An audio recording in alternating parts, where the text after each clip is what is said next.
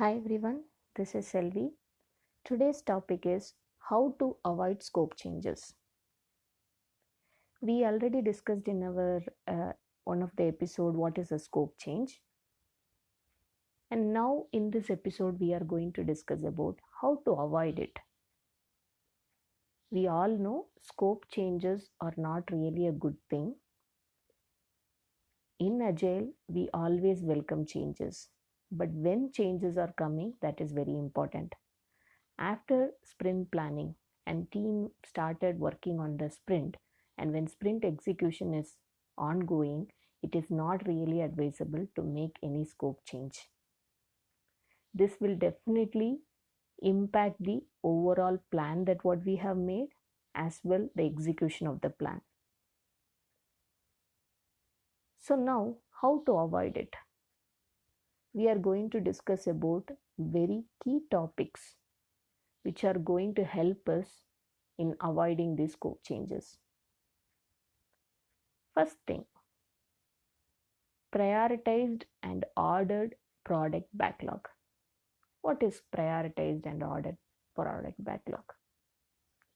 We all know product backlog has so many number of items, work items. It can be different user stories, spike, technical depths, defects, many work items are available. But all these work items are really important to implement? May not be. Every work item has a definite priority. But if we are not making actually the list as a prioritized list, what will happen? Anyone, not only product owner, anyone who is looking at the product backlog, they will not be really able to understand in which order this product backlog is going to be executed, in which order we are going to pull work items. When I say executed, in which order we are going to pull work items from the product backlog, no one can understand because there is no order, there is no priority. So first thing is, it's very important that we prioritize the product backlog because all the work items are not really required in implementation. Maybe in future, not now. So we need to have the clarity in which order we are going to execute. So for that, priority is the key. So product backlog should be prioritized and ordered in a way that high priority items should be always on top of the product backlog, so that no need to give any explanation to any stakeholder what is this product backlog order all about. If they look at the product backlog, they will be completely getting the understanding, okay, these are the items which are on the top of the product backlog, that means they are of high priority. So in the upcoming sprints, we can definitely look for these work items as an implementation.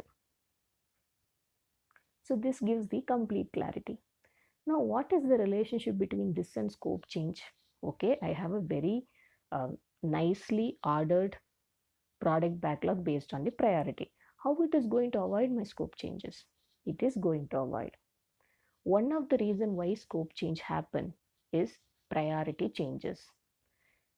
In the beginning of the sprint, we planned something as the priority and we started working based on that. There was no alignment with the product management team or business. Maybe there is a gap. Initially, it was mentioned as high priority. With the same understanding, we have also picked up for the execution. But what happened in between, there was a priority change which was not reflected in the product backlog. We are going with the old priority which was mentioned, and accordingly, we are working on that sprint backlog item. Now what happens is this sprint backlog item is not even required now because it's not even a priority item, but we have pulled it into the sprint backlog. Why? Because we were following the old priority. If every now and then, not every now and then, whenever there is a priority change, if the product backlog is aligned according to that understanding, this gap will not come. When I say this gap, whenever priority changes or whenever there are situations that some of the work items are going to low priority, some of the work items are picked up as high priority, those all discussions are getting really reflected in the product backlog. And every now and then there is an alignment meeting in the product management team with business to explain the order. It's not really required to explain also, because when you see it itself, you will get to know, okay, yeah, this is the order, because you have already defined it in such a way. High priority work items are on the top, and when you go down the list, it will be low priority work items. So it's very easy. If that alignment would have been done, we can easily avoid the scope changes that are happening because of only priority. Correct? So situations like priority changes keep happening. It is expected. But if we are aligning those priority changes regularly in the product backlog and getting aligned with the stakeholders, then because of priority changes, scope change will not occur. This is one reason. So we talked about how to manage the product backlog in a way with the help of priority and order it so that we can avoid scope changes because of priority. What is the second point? Second reason. Second thing is a Scrum event which is called as sprint review meeting. So we will talk about sprint review meeting in our upcoming episode. What happens in sprint review meeting? Generally, it is all about let's demonstrate the working product of the completed sprint and get it reviewed by the stakeholders. That's it. No, that is not the purpose of sprint review meeting.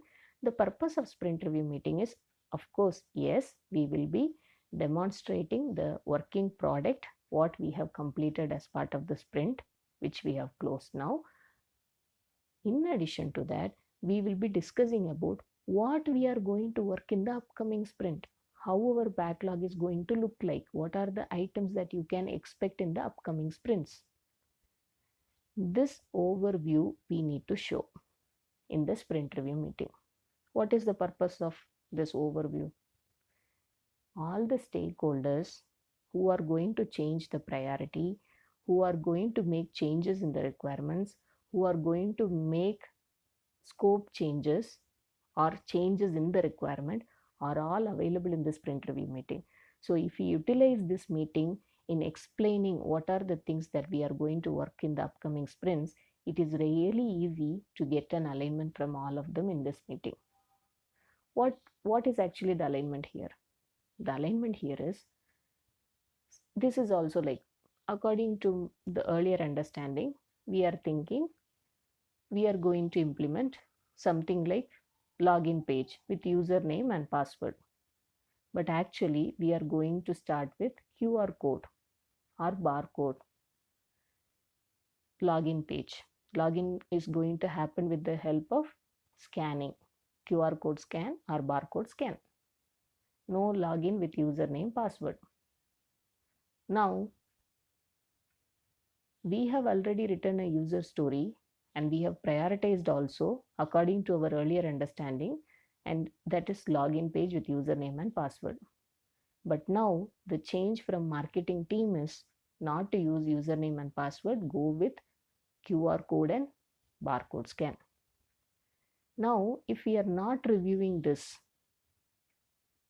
change is a very recent change. Okay, let's take it as a very recent change. But if we are not reviewing this, what we will be doing? Before even the change is coming to the product owner, team may be working based on the priority, the login page with username and password. Now, here we are giving an opportunity for the stakeholders to review what as a team that we are going to work in the upcoming sprints. So now they are going to see login page with username and password. Now marketing stakeholder will say that, no, this is not really required because we have changed the requirement. Please do not work on this. Now we are actually avoiding a scope change. Otherwise, what will happen? We have picked this up in our sprint planning. We have committed this work item and it is part of our sprint backlog. What will happen when we will be sharing our sprint planning report? Stakeholder may be looking at that report and surprised to see that login page with username and password, then come back and saying that It is not required because we are going to change this requirement. We are avoiding all these situations by reviewing this work item. Not only this work item, all the work items that we are planning in the upcoming sprints in the sprint review meeting. So sprint review meeting is not only for demonstrating the completed sprints working product, it is also about what we are going to work in the upcoming sprints. So this gives a complete alignment whether we are really aligned with the business and the stakeholders, and whether any changes are required with the priority and with requirements as well. Both they will be saying, like for example, priority changes would have happened. Here also there is an opportunity. No, this actually we are going to drop its priority. It is no more a high priority work item. Let's not work on this. So this kind of clarity and guidance we will be getting in the sprint review meeting. Now, here I want to add a tip here. In some sprint review meetings, every stakeholder may not be available, right? Some stakeholders may not be available. So how to get their feedback? Two options. One is, if you are seeing that as a pattern that most of the time one of the other stakeholder is missing the meeting, please record the meeting and share the recording to the participants of the meeting. This is one option that we can look for. Second option is always send minutes of meeting minutes. That's very, very important. In minutes of meeting, just share the points, meeting minutes points, like this is the list of work items that we are planning to pick in the upcoming sprints. At least share the details about next 2 sprints, so that it is giving stakeholders an opportunity to review that and give some guidance, and also getting some time to understand. So always not plan only the immediate sprint, because it will be very quick to adapt to the changes. Always plan for next 2 sprints, what are the work items that we are targeting for. This is the priority order. These are the work items. So they will have some time to think through and get back to us.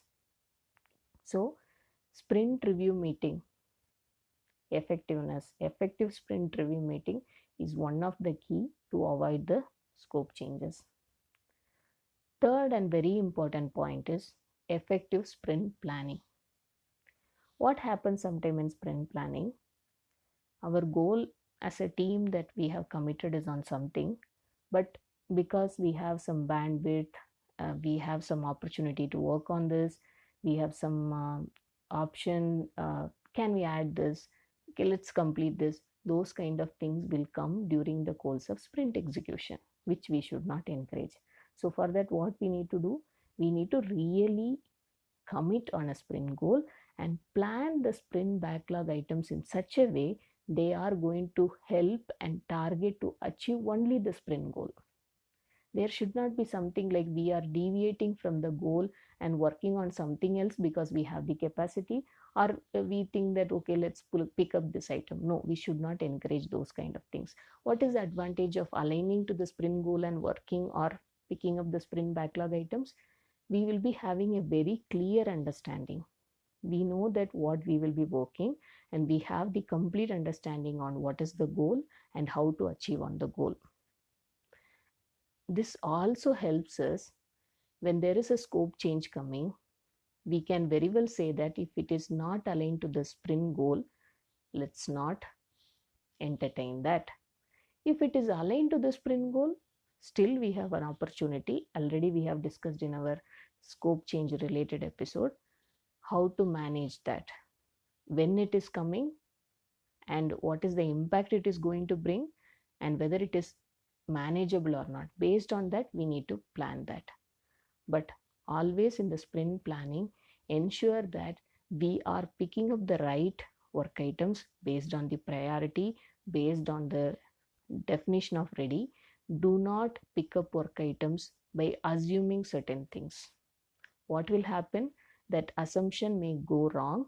It may not even be a dependency, but that assumption, we thought that it is not even a dependency, we will be able to manage, but it would have turned as a blocker, or it would have turned as an impediment, because of which we are actually kind of blocked, and in that particular time, we will not be able to manage that situation. We may get into a situation of picking up other items, or definitely the planned scope may get impacted. Even though here it is not a pushed scope change, it is just happening because of our misunderstanding with respect to definition of ready, but let's not encourage that. Definition of ready's purpose is for that when work items are really ready to pull as part of the sprint backlog. So effective sprint planning is very, very important. Ensure that work items are aligned to the sprint goal and do not encourage anything that is out of the sprint goal. Next point is ensure that only priority items and definition of ready met items we are picking up. We should not encourage anything else. And third one is ensure that all the work items that we have planned is aligned with our capacity, whatever we have. Let's not overcommit on the things, and then during the sprint execution, no, this looks like we will not be able to complete. Let's pick one more item and change the scope and drop this user story, pick something else because this is too much complex. We don't have that much time. Let's not do that. That is also a scope change. Anything that is happening in the sprint backlog during the sprint execution is all about a scope change. It can happen through any different source, but it is a scope change and it will definitely impact the flow. So let's not encourage that. So these are the three important things. If we concentrate, we will be definitely able to manage the scope changes. In a nutshell, the first one is prioritized and ordered product backlog. Second one is effective sprint review meeting, getting aligned with stakeholders about the upcoming sprint work items. And third one is effective sprint planning, ensuring that we are aligned to the sprint goal, not anything out of the sprint goal. And based on the capacity, plan the work items, do not overcommit and then change the scope. And third one is prioritized and definition of ready checklist met items alone should be picked up, just to ensure that we are not assuming certain things and get into a blocker where again we will end up in a scope change. So these are certain things we need to follow, and as a best practice, if we try to utilize all these options as part of our execution, definitely we can ensure that we are not getting into a scope change situation. I hope this episode would have helped all of you in understanding how to avoid scope changes. We have some more topics coming up in scope change in our future episodes. Thanks everyone for listening. Happy learning and stay tuned.